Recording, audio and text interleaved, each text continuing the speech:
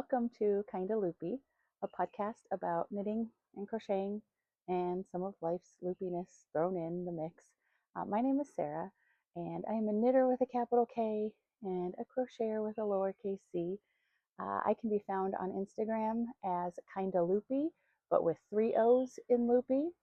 I can also be found on Instagram as SarahJean77. That's my personal account that I've used for a really long time. It is mid-ish October morning in southeast Tennessee. It's a touch chilly. I'm out on my screen porch right now. I kind of like it, but you can definitely feel fall in the air, and I can see the sun is just coming up off to my right here. It's kind of dark outside still, but I am recording this before I work this morning. I'm trying to figure out a recording schedule. I know we're publishing every other Tuesday, so this will go up actually about a week from now as we're trying to, again, figure this all out. But finding a location where I like it. I like to sit on my porch a lot. I'm here a lot, so I thought filming here would be good. It's also out of the way of my family. I've got a pretty full house of pets and cats, cats are pets, pets and grown kids, and there's just a lot of commotion. My husband's retired, so he's home all day. My kids go to school online, so they're here when they're not at work. My daughter works for the government, and she's an accepted employee, so she is home working, not getting paid, but to avoid, spending money on gas and whatnot, food, she has, she's back here in our house with us, even though she has a house that she rents about an hour away. But it's just a lot of commotion. And so I'm trying to figure out where to record, when to record. I think it makes sense to do it on a weekend, but our weekends are pretty busy. So here I am in the early morning when the sun's not even all the way up, hoping that the lighting from the lights I have in here are going to make a difference. Trying to remember to not put my head up because I know you end up with the green reflection in my glasses. All these things to think about, right?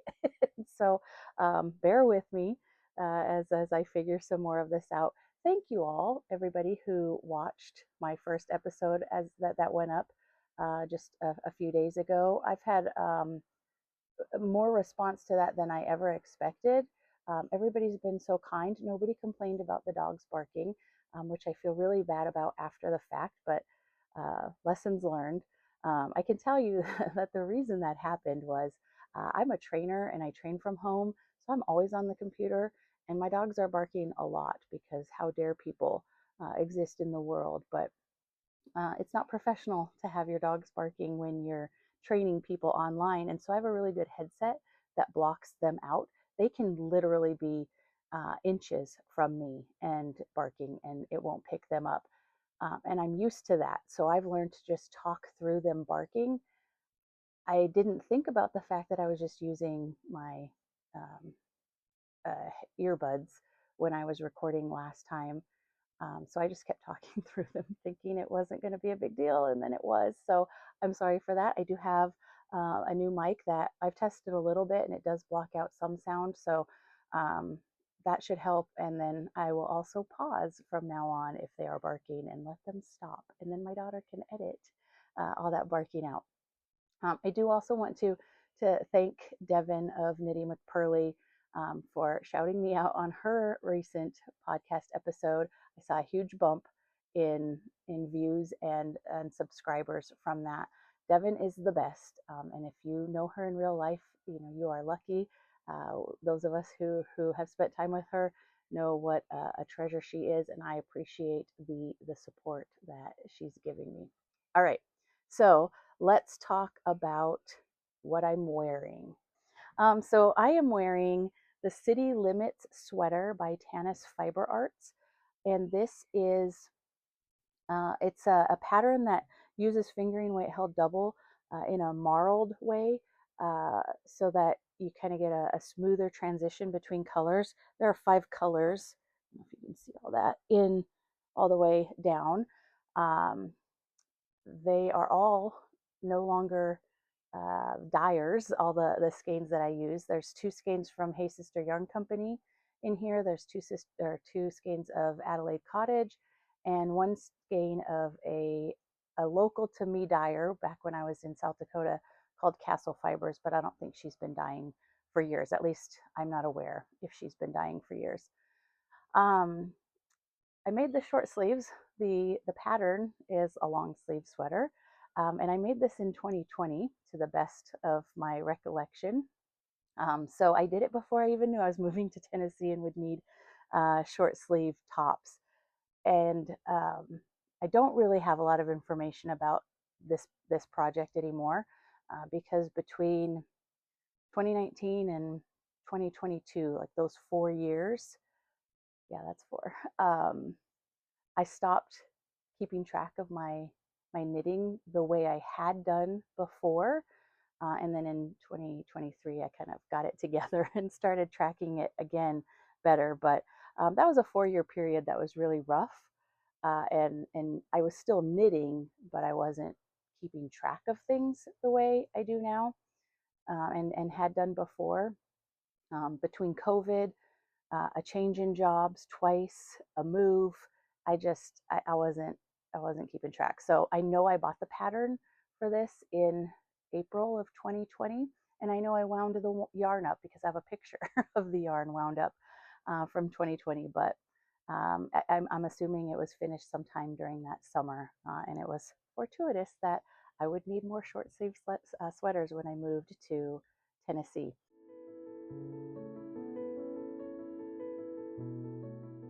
Let's talk about the 2 things that I have finished since the last time I recorded. So I did complete the pair of socks I was working on. There are 2. Again, this is Malabrigo Sock in the Primavera colorway, and I just did a vanilla sock. Like I mentioned before, I kind of just use a recipe, 64 stitches on 2.25 millimeter needles, which is a US 1. I tend to do the same thing every time, and this was no different, other than I did make these a little shorter than what I had been doing for years. I follow Kayla Litton's light bulb stitch marker tracking method of just keeping tracking around so you don't have to count. So I do a 70 round foot, then heel, flap, and gusset. I do that all the time now. I learned heel, flap, and gusset when I first knit socks, and then at some point I switched to the fish lips kiss heel when it got really popular. It was just so easy. So I did hundreds of socks with a fish lips kiss heel until I realized they don't really fit me that well. They're always sliding down. So I went back to a heel, flap, and gusset, and haven't looked back. Probably 6 or 7 years ago, as the kids would say. And then I have been doing a 70 round leg as well. And this one I only went with 50. I'm just kind of experimenting with different sock heights, because the really tall ones that I like just don't find as much use here in Tennessee. And because the leg was shorter, I did a 15 round cuff, I think, when I normally would have done a 20. So that's a finished object. And then I also finished my Putney sweater. So this is a pattern by Amy Lowden, the Putney sweater. I call it a sweatshirt. It's a very interesting shape. It hasn't been blocked yet. I just finished it yesterday. So after I'm done recording, I'm going to try it on and get some video pre-blocking, and then try it on again after it's blocked. So hopefully that footage makes it in here.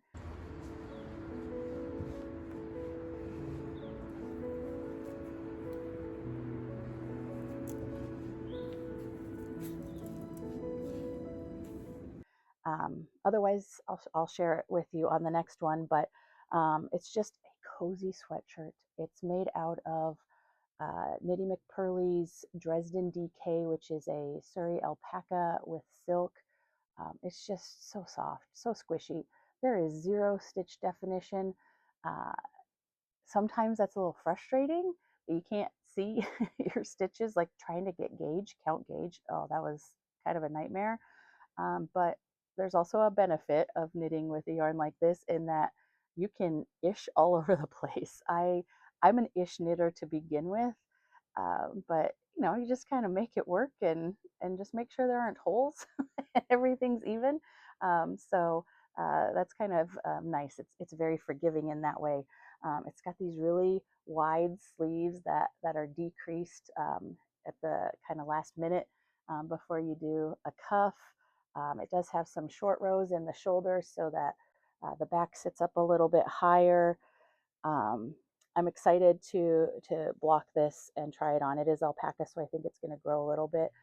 I think I'm happy. I would wear it the way it is now, but I knit it to the lengths of the sleeves and the body, intending for it to grow a little bit. So I think it'll be perfect once it does. I kind of mentioned it on my last episode. Let me show you the back. You can probably see that the back panel, which was knit first, is in a much lighter color of the yarn. And it even carries over the first shoulder I did on the front up here is a lighter color as well. That skein was just a little bit lighter, even though they were all dyed together. And I still have 2 skeins I never even got into, but there was a total of 4, I believe, that went into this one, with some leftover. So three and some change. And the other ones all seemed to be the same color. It was just that first one I used was a little bit lighter. It's not a big deal to me. This is just going to be a hanging around the house kind of sweatshirt. And even if it wasn't, I don't really care. And my hair is probably going to cover most of those stark differences in the yarn. So I'm excited to wear this. I'm excited for it to be cool enough to wear this. It's coming. I can feel it.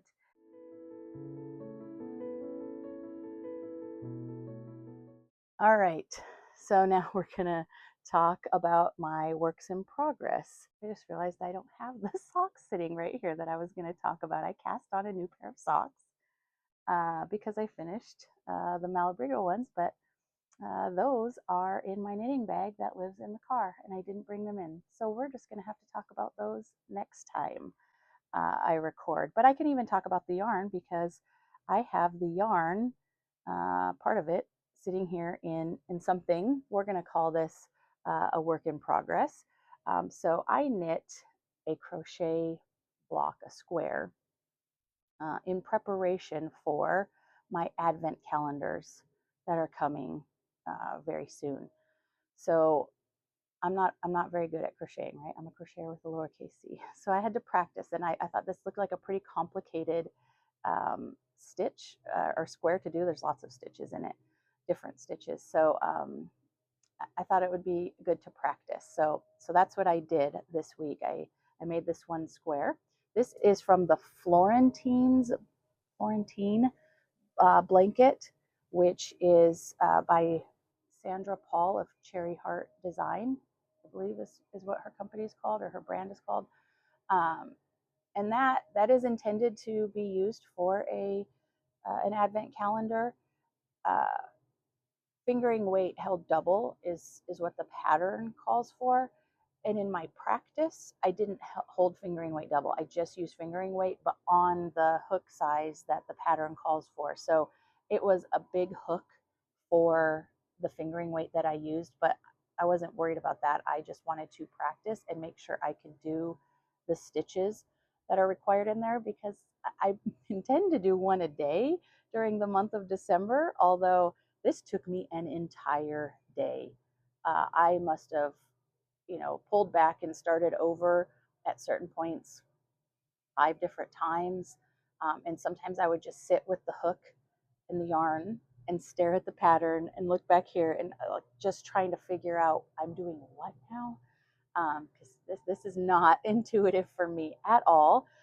So this is pretty open and lacy, which is not the intention of the pattern, but I did it, right? So I practiced, and I do see that, the more I do of these, the better I'll get. And if you're a crocheter, you might even be looking at this and thinking, oh, I can see all these mistakes in what she did.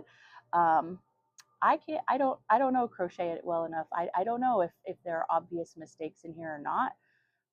But I feel confident that I will be able to make the blanket with the Knitty McPurly advent calendar. That's the one I think I'm going to be using for this. I got a couple of advent calendars. I got Knitty McPurly and Chicken Lady Fiber Arts. And so I'm not sure what I'm going to do with the other one, but one of them is going to be this blanket.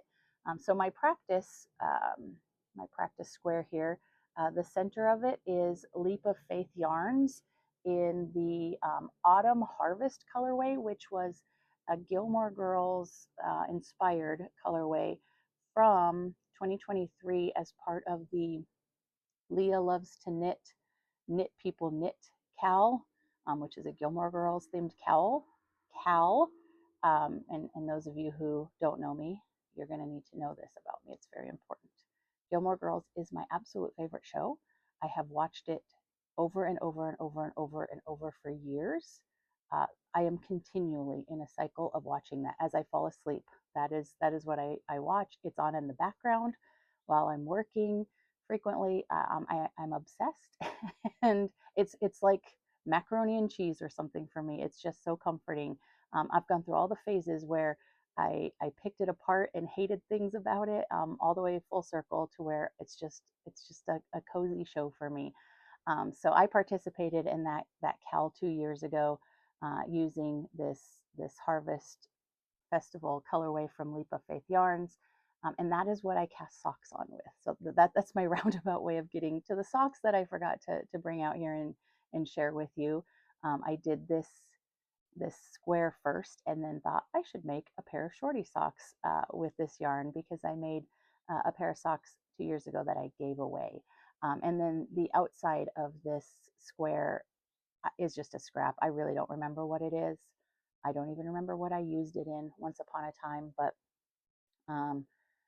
this is my plan for the Knitty McPurly advent calendar, I believe. And I even bought 4 skeins a few weeks back of Knitty McPurly's Frankfurt fingering in the pewter colorway. I have 4 of these, and they're going to be the outside color of these squares. The centerpiece, of course, being the advent color itself. And then there does need to be a third color because you join all the squares with like a contrast pop-up color. But I'm going to have to wait and see what the advent calendar itself looks like before I decide what color I'm going to join all of the squares with. So that's a coming attraction.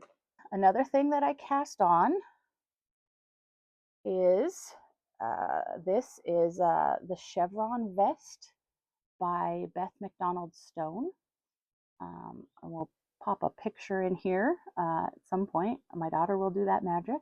But this is, I'm going to view it as a transition piece in the fall and the spring. It's like a sleeveless tank kind of thing that you could just wear with, another tank under it. It gets lacy, so I wouldn't wear it without something underneath it. But I think you could also wear it over something with sleeves or the picture that I think we're going to pop in here. There's a jacket over it. So I still have a few more weeks probably where I can wear these kinds of things before it gets too cold. So this is out of Blue Sky Woolstok Tweed Aran in the Cactus Flower colorway. And I have gotten just to the point where I'm done with the bottom ribbing and I'm going to start the lacy chevron pattern today. So that's something that hopefully I will have done by the time we talk again next time.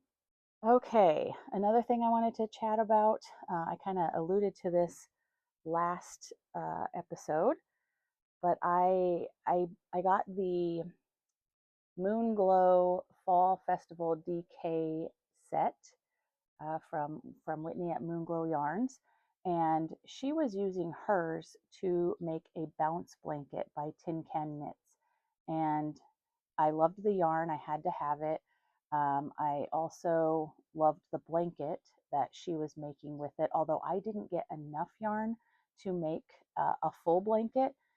But I have an idea, I have some thoughts on what I'm going to do to make that entire bounce blanket, and I'll probably make it bigger than the pattern calls for. I just really like big blankets. So, and I don't mind if they take me a while, although this one I'm going to show you is taking too long, and that's why I think it has to go. So last year, 2024, oh wow, it's almost been a full year since then.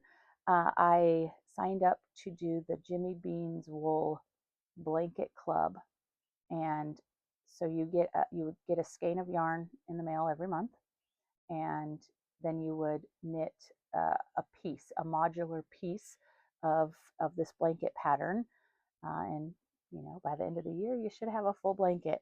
And I loved knitting the different pieces. So like here's a square, here's a square.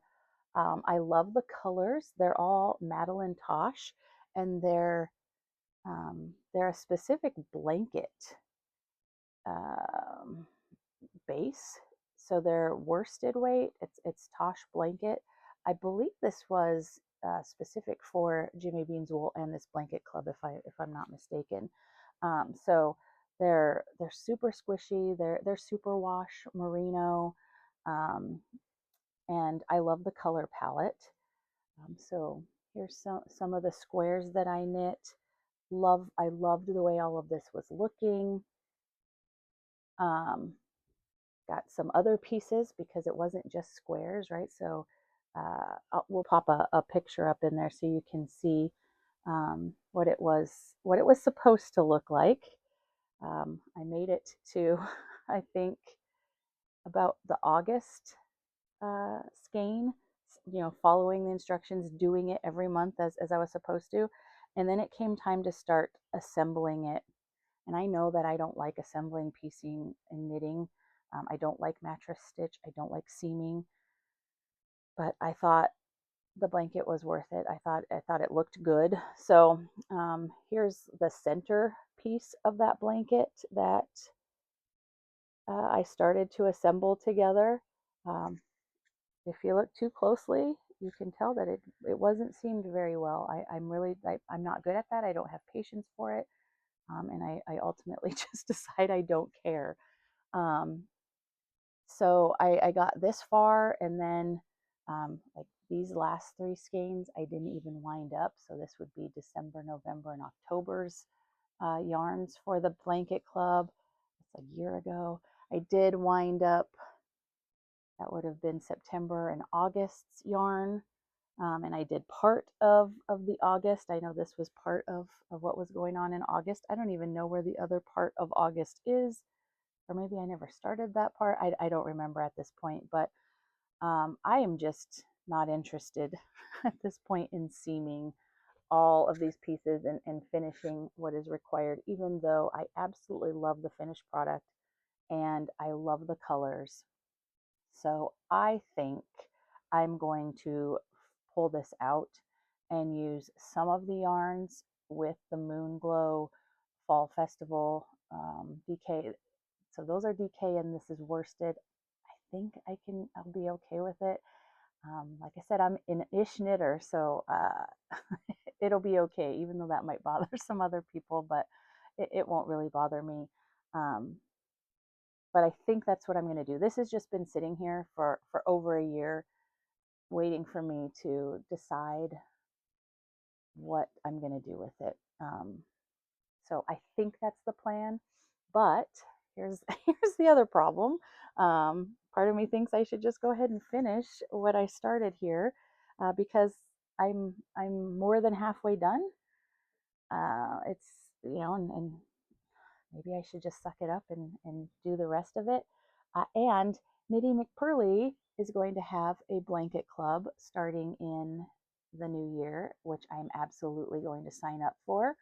And I do enjoy knitting blankets, and I have several blankets. I've made many blankets.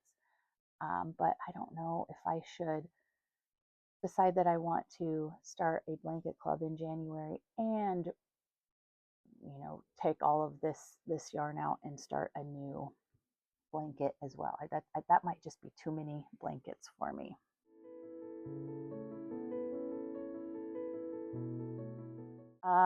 The only thing I bought this week, well, and I didn't even buy it this week, it just arrived, is my first of the Christmas Advent season things. So my Freckled Whimsy Advent Stripe skein arrived. It's still wrapped up, right, because it's a secret. I will open this probably in the last week of November and wind it up.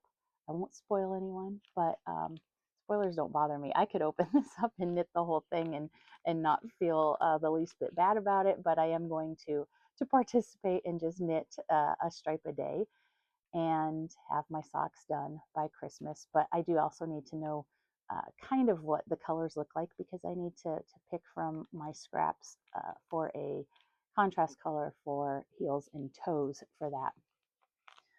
I've done the Freckled Whimsy Advent stripe skein every year that she's done it. I believe she started in 2021, and I have done all of them since then.